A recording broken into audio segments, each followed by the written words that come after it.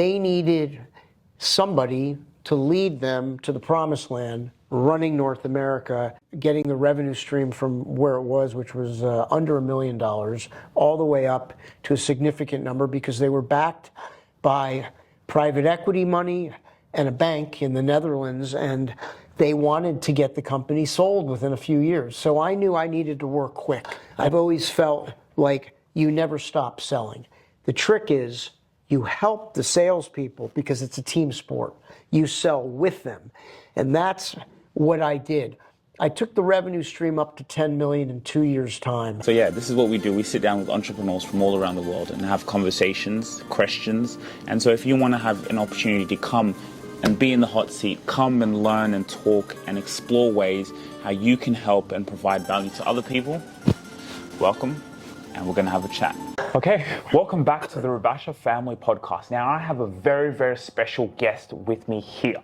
A very special guest. That's very kind of you to say. No worries. We have Jeff Hoffman, a visionary, someone who's led with passion and service, someone who's believed in his imagination and to turn it into reality. A chief revenue officer, a CEO, a founder who's gone through 2 exits, a board advisor, a powerful, even now coming in as a lecturer.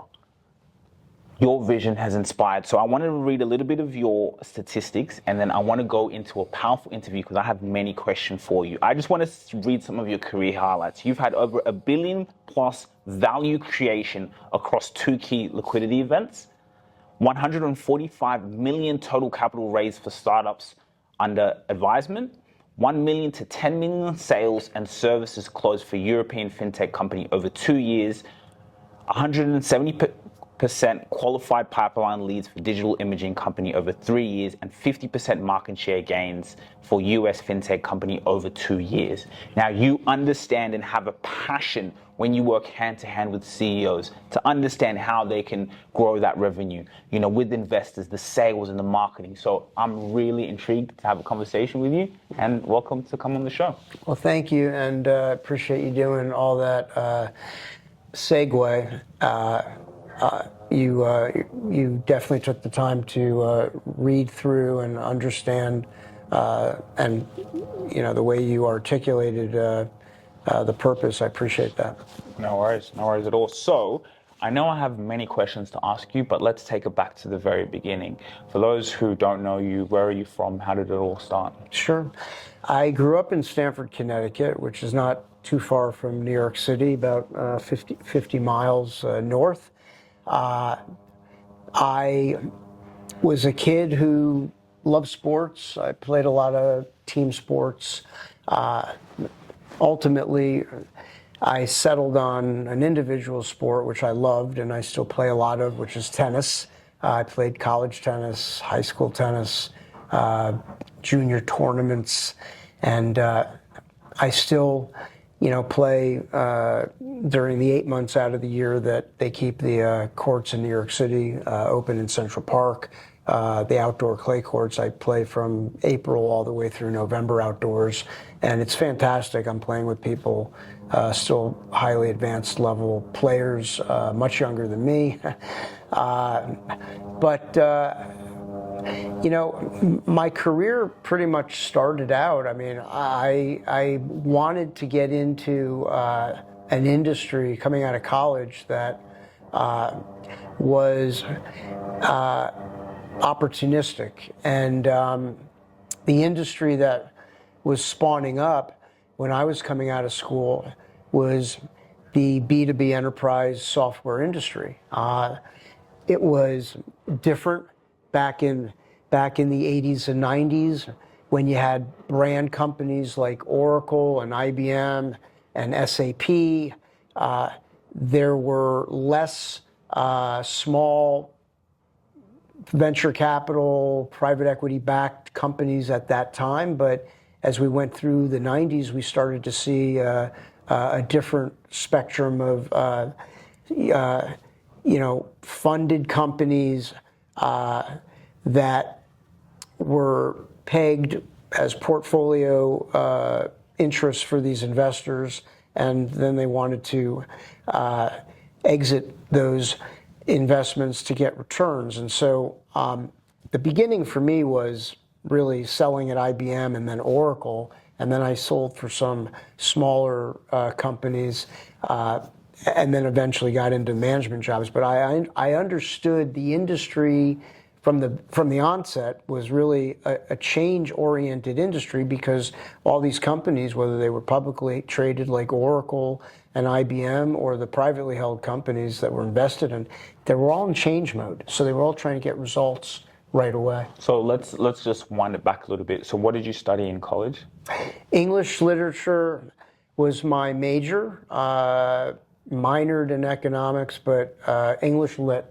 And I think I did that because you used some interesting words to describe me initially, like being passionate and visionary. And I think for me, going back to my days in college, the idea of reading a novel and then coming up with a motif that I thought the novel represented, and then writing about it, gave me some freedom to articulate my thoughts and my perspective and what did I think that book was really about, versus just walking into an exam and taking a test and studying for the test. And so English literature was an opportunity, I think, for me to be who I am, which is put my own spin on what do I think something means, and be introspective on what something's truly about. What is it? What is the purpose? What does it really mean? And I think that's something I've innately been good at my whole life, which is being able to read a situation well.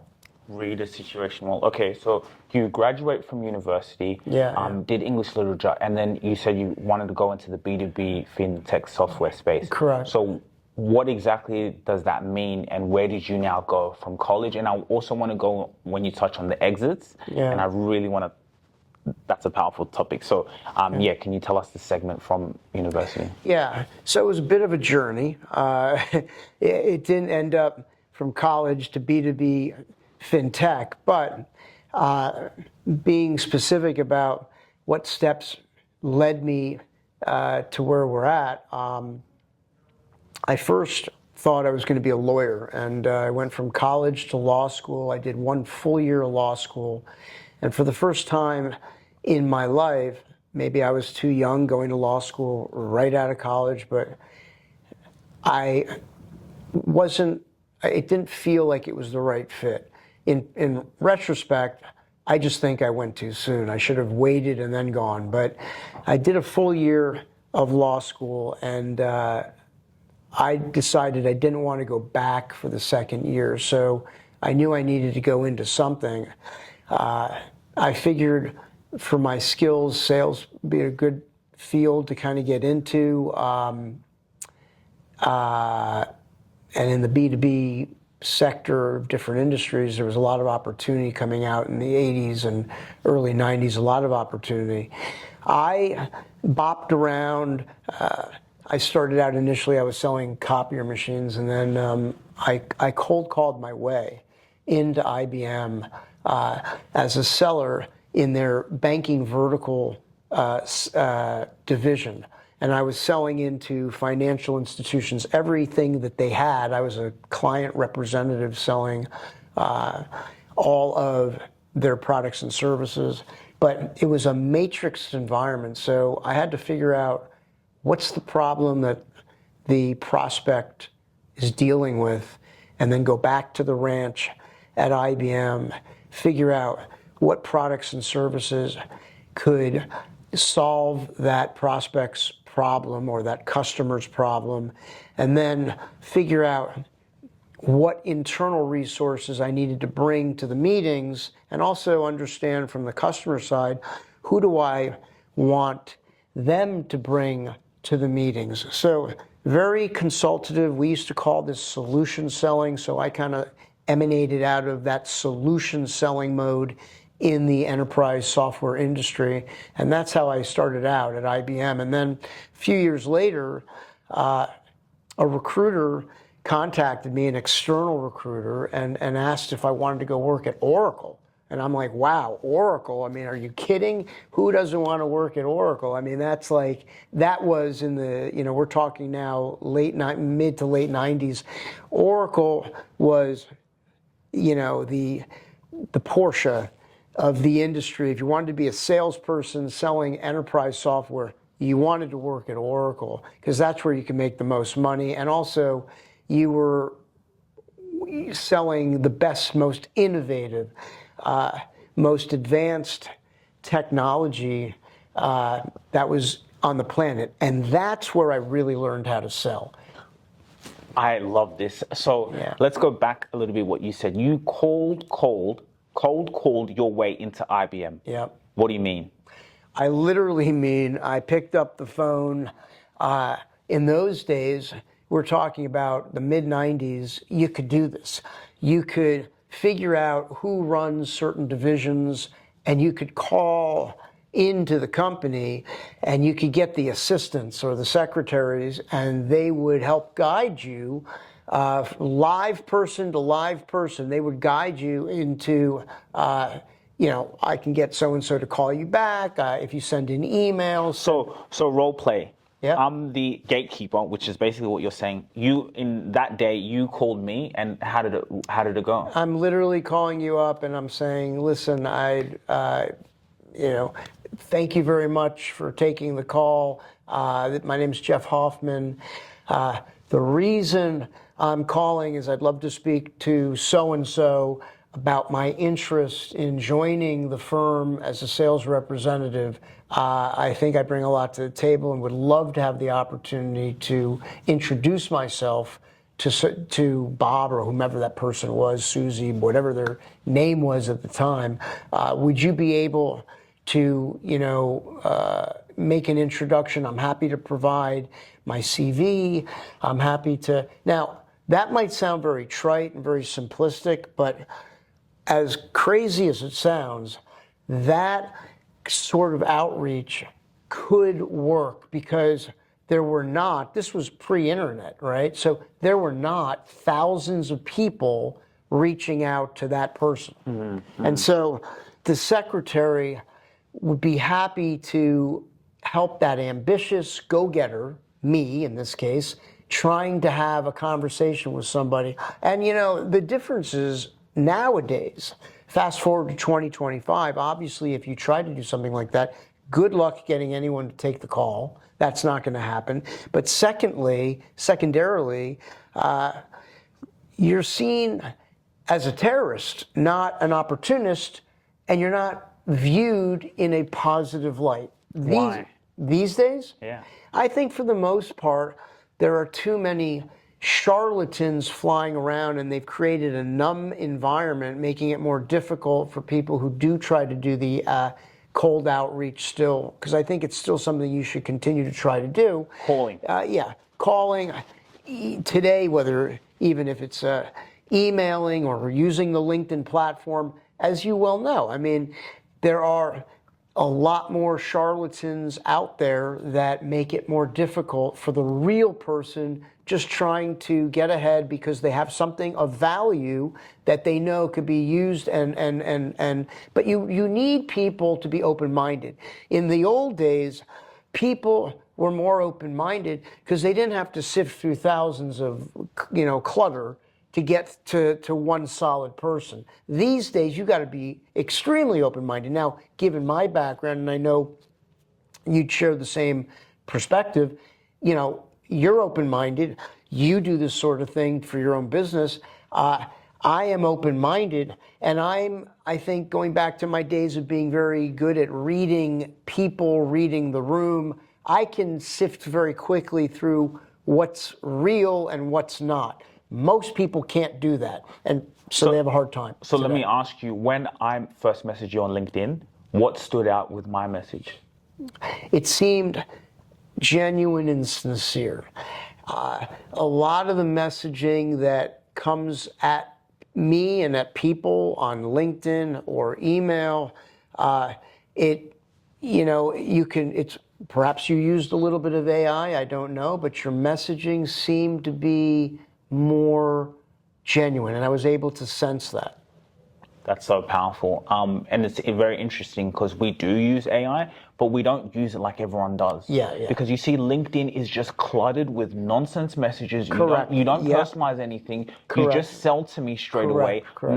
No one likes that. So I swore to ourselves, even before AI, we manually we want to reach our tribe. Like, you're someone who's in my community. If I didn't have access to the internet like we do, I wouldn't have been able to connect with you. But we get along. You have a vision. So now with AI and LinkedIn, we're able to do that. But that message has to be of value. Right. So it's interesting to see. Well, and also, don't forget, it takes two to tango.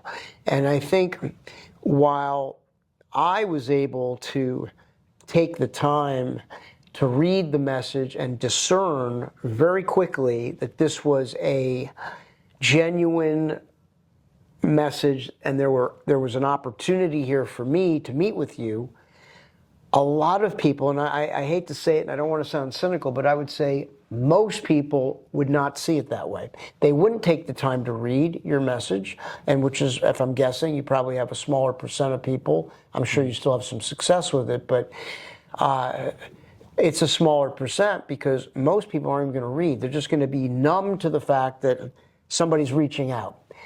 Whereas going back to what I did at IBM many years ago, people weren't numb to that in 1995 or 1996 or whatever that year was that I cold called in to do that. That was done. That was something that people accepted. That was something people were not. They didn't look at that and say, "You're a terrorist for coming at me." They looked at it and said, "Here's an ambitious person. That's a positive." So now you get through to the decision maker, and now so you get a job at IBM. Did you have to go in and do a in-person meeting to get the job? Oh, absolutely. I had to do a whole bunch of meetings to get the job in person. And I really love, and that's why I really want to unpack so much you said here because it's so valuable. You said something. You said solution selling. Yeah. So now in those meetings, what was they like? Were you saying, okay, what problems, what could you have come in and solved, or did you already have a game plan into how you could help them grow? Well, the one thing that we got from IBM, and then we did this at Oracle too, there were many training sessions for salespeople on how these companies wanted the salespeople to perform, how they wanted them to go about their jobs. And there were certain things that you needed to do in terms of being able to qualify opportunities, the process that you would use to drive or cultivate the opportunities. And, these sorts of steps that were part of that whole consultative solution selling environment, because in the old days, we were selling perpetual licenses. These were capital expenses, multi-million-dollar deals, versus today, most B2B enterprise software companies are now today SaaS setup. They are SaaS-driven companies. They're not selling perpetual licenses. They're selling a subscription, software as a service, which the premise is predicated on monthly recurring revenue and annual recurring revenue. And all of these, SaaS companies, for the most part, are funded through private equity and venture capital money. And what the investors care about are EBITDA margins. They care about the earnings before income and tax, and they want those margins to look a certain way so that they can get to the exits. Solution selling spawned up many years ago from doing a lot of work to ensure you were working on a real deal. And a lot of that solution selling technique, I think, has gone out the door today. When I look at a lot of salespeople who never sold, these big laborious deals, but they're selling more tactical subscriptions The subscriptions might go to from 3 to 5 years, but they're selling a subscription. It's typically a shorter time to market. The deal doesn't take as long to do, and they miss the steps. They're not going through the careful prep work that we learned how to do at Oracle and IBM to make sure we were working on real opportunities. Today, a lot of that is not being taught, and I think it has to be. Solution selling. So now you're with IBM, and then you're going and selling basically $1 million. Multi-million-dollar deals, yeah. Wow. Each meeting that you had. Well, each opportunity. The meetings were to try to qualify and secure an opportunity, which turned out to typically be millions of dollars. So what was the key to achieving that? So for example, like when we break it down in our business, we look at it, okay, it's a numbers game. If I can speak to, 3,000 of my qualified, tribe every single day, then okay, 3,000, we convert 1% of that. That's 30 people. 30 people, we have a good conversion rate. That could be 50%, 40%. And then boom, that's how we continue to track that and measure that. So what was your kind of aspect? Because, being a chief revenue officer, let's even start at IBM before you went to Oracle. What was the key in bringing in sales? Well, in those days, I was just a sales guy, a sales representative at IBM and at Oracle.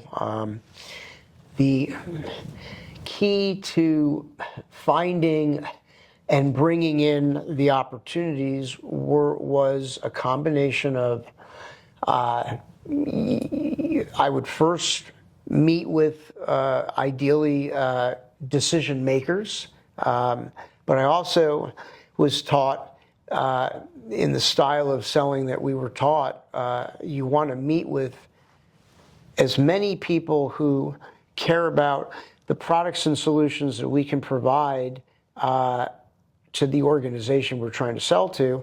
You want to meet with as many decision makers or influencers and also users of the software, people that would be actually using it. You want to expand your audience. Expanding an audience is a key contribution to ensuring you're working on a real opportunity or not. If you do not talk to multiple people in an organization and you only talk to the worker bee level folks who cannot make a financial decision, but they can tell you that there's interest or not, but they can't make a decision, and you don't expand to the influencers and the users, you are putting yourself in a precarious position. So the key was to talk to as many of these people as you could, make sure they were aligned with their perspectives and views. And so I always wanted to bring people that I was selling to into a room together, align them together at the same time, and then bring in my cavalry of support staff that were going to help me, the folks that worked with me at IBM, at Oracle. I then went to some smaller companies. Vitria was another company I was at selling, and then Essential, which IBM acquired. Always wanted to bring my engineers, my subject matter experts to those meetings. So I would orchestrate. You got to ask a lot of questions to the people you're trying to sell to.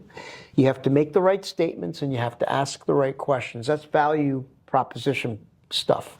First and foremost, ask the right questions, make the right statements, get the people you're selling to together, bring in the people that are going to help you sell an opportunity, and then you figure it out collectively. That was the key. And that's how you could then figure out what are the next steps. Being in those meetings, you could because there was multiple meetings. It wasn't just one meeting and you're doing $1 million deal. The multiple meetings, because the deals would take anywhere from, on the low end, 6 months up to 1.5 years.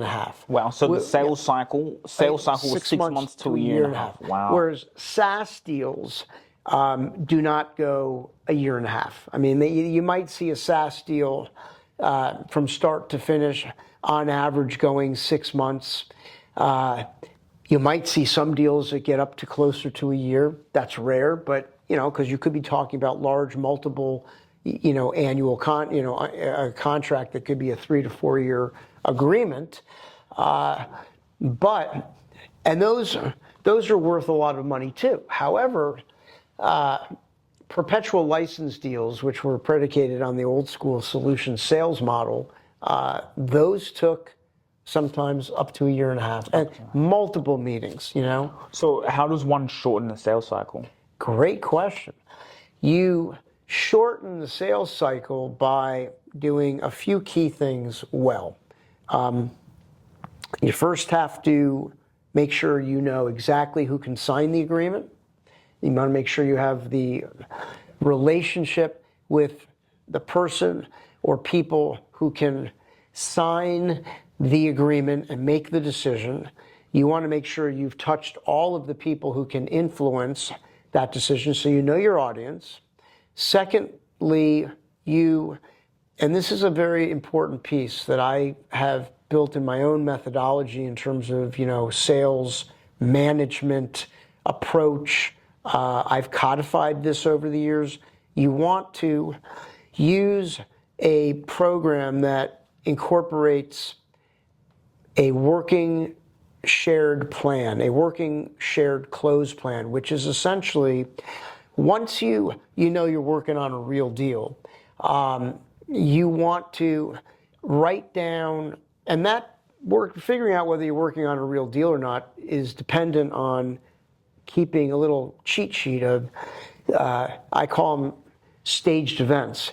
I like to use 6 staged events when I'm managing salespeople and any ancillary resource that supports the seller. I will use six staged events to help me determine where to forecast a deal. So you want to use the proper forecast model, which I've created and built over the years. You use that with these staged events to insert your opportunities correctly into a CRM. Are they committed deals? Are they upside deals? Are they long shot deals? But it's the shared working close plan that enables you to say, okay, we have done these meetings. Here were the dates. These were the people that attended from the prospect side. Here are the people that attended from the vendor side, the company you're working for. These were the dates of the meetings. Here were the outcomes of those meetings. Then this is the magic part. I'm a big believer in forward thinking. What are all the next steps that have to happen? So if we're here on October 16th, right? If we're sitting here on October 16th and we are doing a meeting and you're the sales rep and I'm discussing this with you, you've got an opportunity. You've had 3 meetings. We have those now written down on our Excel spreadsheet where we put together that shared program of events that need to take place, the working close plan. We have them dated, and I'm going to ask you, and we're going to discuss this, what are all the meetings that have to happen from October 16th to getting a deal? And when do we think they should take place? Let's forward think them and put them on the close plan. These events or steps could be things that we need to do internally. These are things that we need to do with the prospect we're trying to sell to. They could be events or steps we need the prospect to do on their own.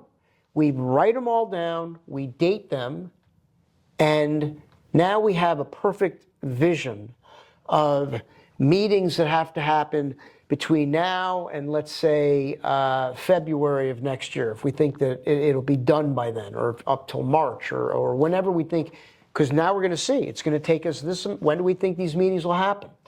We look and we say, okay, that's when we can forecast. This is what needs to take place. And every week that we discuss where we're at, we're looking at a diorama, we're looking at the board, and we're saying, okay, where are we at with this one? And by the way, these things can change week to week. I mean, the meetings can change month to month, week to week. We might, swap out one type of meeting for another type of meeting. We might realize we don't need this one anymore because that's what happens. Things change. But you have a strategy in place and it's visual. So that's the key to Really, so would you also, you're saying to be sharing this process with also your prospects? Yes, excellent question. You want to share the document. Why? Because by sharing a working close plan with the company, the people at the company that you know can help you do the deal, you're putting, guess what? Skin in the game. You are putting them in the front seat with you. And that helps you early on figure out whether or not they're sincerely real or you can smoke them out right away. You can tell right away if they're comfortable doing that or not. And if they're not, that's an indicator that they're probably not genuinely interested in the opportunity, or there's some things that they need to sort out before they want to invest that kind of time and energy, right? And then you need to find out what that is. And then you can also figure out, hey, is this a real opportunity for us or not? It helps you to qualify the opportunity. But sharing the plan is a way to put skin in the game and keep everyone on their toes in terms of what needs to happen. Wow, I love that. So can you talk a little bit about the exits? Yep, so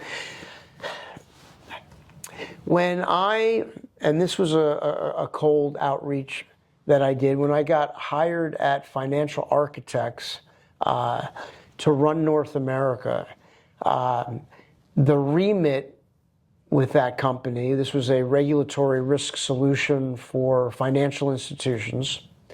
I cold called my way into that opportunity. I called some people. They said, we can't do anything with you, but one guy said, I know of an opportunity, and I asked if he could make an introduction, and boom, before you knew it, I was connected to the CEO of Financial Architects, which was based in Ghent, Belgium. So a European fintech, and they needed somebody to lead them to the promised land, running North America and getting the revenue stream from where it was, which was under $1 million, all the way up to a significant number, because they were backed by private equity money and a bank in the Netherlands, and they wanted to get the company sold within a few years. So I knew I needed to work quick, and I needed to build a plan. I had to build a go-to-market, and I had to execute it with the right people, leading from the front. I've always, even in leadership positions, I've always felt like you never stop selling. The trick is you help the salespeople because it's a team sport. You sell with them. And that's what I did. I took the revenue stream up to 10 million in 2 years' time in North America. I came up with some strategies. One was building a copious partnership strategy with the Big Four consulting firms. I cold called. This was 2008, 2009. And you were the CEO? No, I was the chief. Well, I was head of sales and marketing for North America. Okay. And you still were cold calling? This was back in 2008, 2009, 2010. You could do that back then. It's much harder to do that today. Now you've got to have a very smart lead generation program, and that's a whole nother conversation about where we're at today. But back then, I contacted the partners at KPMG, Price Waterhouse, and others, and I said, look, we compete with other vendors that you're probably familiar with. I'd love to introduce our solution to you because you're not, and I have a proposition that I think could be mutually beneficial. And they took the time to do it. Wow. And we walked in, KPMG walked me in to Morgan Stanley, American Express, some other big financial institutions, and we did a bunch of deals. I took the revenue stream up to 10 million, and the company, it helped the CEO of Financial Architects sell the company to Wolters Kluwer. Wow. So the reason why it went to 10 million, was it because you were getting deals with those companies and it was just kind of going around? We were getting deals with, Morgan Stanley. We did a big deal there. We did a big deal with Toronto Dominion. We added on revenue at the one account that was there before I got to the company in America, which was BNY Mellon. We increased the revenue stream at BNY Mellon, and we did some other deals. It was enough to get the revenue up. So how did you show these companies that you were better than your competitors? What made that revenue? Well, I think a few things. First and foremost, this is another key ingredient, I think, to building a strong revenue management program. Have a fair pricing strategy. A fair pricing strategy that is mutually beneficial and easy to understand. You got to understand it from the standpoint of how do I sell it? And the buyer needs to understand, how are we buying this? And what is, I think a fair pricing program is always one that gives the buyer an out, but also enables the seller to lock in the ability to recognize the revenue, okay? That doesn't happen 1, 2, 3. So I think we built a really good, fair revenue pricing model, which was customized. We didn't say it's our way or the highway. We were able and willing to work with the people we wanted to do business with at the banks and the financial institutions we wanted to do business with, because we were doing business with all different types of financial institutions. And I think the individuals that did business with us, they recognized that. They recognized that we wanted to do this with them. We weren't looking to just tell them it's our way or the highway. So that was one bit. The other piece was, I think this goes back to the partnership model that I created with the likes of the KPMGs of the world. That was credibility. So, I litigated agreements with these consulting companies that were going to walk us in so that they could wrap around their own services around our solution.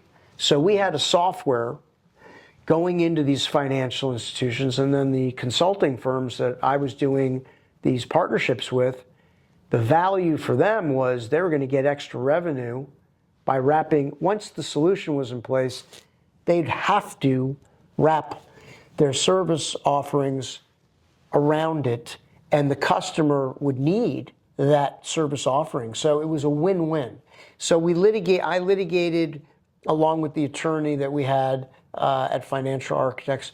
We litigated these smart, fair agreements, and that helped us get more credibility. And then the last piece was, we had a great product, and we could demo the product. It was not some fabrication. So that's how the exit took place at Financial Architects. Now then, I called the recruiter. No, sorry, cold call. I called the recruiter who had placed me at Oracle many years earlier as a seller, and I asked him if he could find me a strong sales management leadership role at a bigger company. And within a month, and this just doesn't happen anymore, it's hard to be this lucky, but literally within 1 month, maybe 6 weeks, he calls me and says, do you want to work at SunGard, which at the time was owned by the private equity firm Silver Lake. The company was structured as a tier 1 $6 billion fund owned by Silver Lake, 9 different divisions. And, he said, look, do you want to work in the financial services division selling, they have treasury, cash management software. and it's a turnaround. They need someone to turn around this underperforming sales team. And it was a large team. The team was doing about 7 million as an underperformance, and they needed to generate, they should have been up at 10 million or 10.5 million per year just for the team, this one team within this division. And I took the revenue stream up within 2 years. The remit was, why are we not performing? Fix it and scale it. And scale. But let's go back a little bit. How much did they exit for that previous company? The one. Great question. The financial architects company sold to Wolters Kluwer for hundreds of millions of dollars. Did you have equity in that? I'm not going to discuss. Oh, okay. So you can't. That's like a non-disclosure. Yeah, I'm not going to get into those details. Okay. But like the way, like in someone in that position, could you go to a company and say, hey, if I help you do exactly what you did, I get like a piece of the pie, or I get equity? Is that how like yes. it usually works? When I've gone into certain companies, you definitely want to have equity in an exit if you can, do that and get it. But I can't get into disclosure of what I've had over the years through my LLC, my advisory firm. Part of my program is to say, I will work on a retainer and equity, that kind of thing. So is that the position you're in now, where like, can you, kind of give people a direction on what's your vision now? What do you do now? I think that's a great leeway, what you just said. So there. the past 10 years, after running sales and marketing at 3 fintech software companies, and 2 did get to exits. SunGard sold to FIS for billions of dollars. I thought there's just so many PE and VC-backed companies out there that could use some of the thought processes that I curated over the years. And so for the past 10 years, I've been going in to work I've been going into these funded B2B enterprise SaaS software companies that have not done well. Their margins have been declining year over year. EBITDA margins are declining, other profit margins, and their top line is usually not scaling. So the margins aren't good. They're not selling as much as they want, so the top line's not scaling. And I've gone into some of these companies and, my premise is to say, I can help you by figuring out where the problems lie. They usually lie in 3 different areas. I've built a program that I refer to as the Hoff scale method, and they sit in 3 different areas. But I'll go into these companies, I'll tell the investors that I can go in, or the CEO of the company, I can come in, figure out where the problems are, fix them. So I'm kind of operating or acting as an operating partner as well as a management consultant. And then, over a period of time, they're probably not going to need me beyond a couple of years unless they just keep me on as a board advisor. But, I'll look for a retainer and equity in the company once it gets sold as part of my my way of doing business through my LLC. So would your end, would call it ideal profile, would that be a venture capitalist CEO? Who is that person that you would need to speak to? Yeah, that's a great question. So in order for me to be properly positioned, it's great to have a relationship with a founding member of the venture capital firm that's the lead investor, or if it's a private equity firm, a founding partner or, a senior level partner at the PE firm that owns that portfolio investment and can make decisions on what that portfolio company needs and insert the right people if they don't have those resources in their own firm. So ideally, I want to have a relationship with a founding partner of a VC or private equity firm, but I also want, and sometimes I might start out, as has the case been with some of the companies I've worked with where I have the relationship with the founder and CEO of the portfolio company.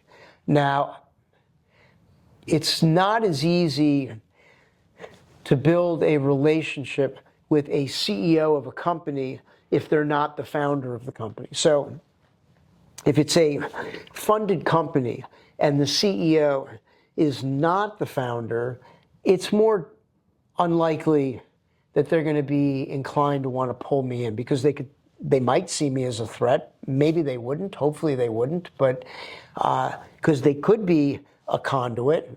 But the ideal conduit is going to be the person that owns the investment at the VC or private equity firm, and or if the CEO of the company that's getting the money is also the founder of that company, that person is a better conduit.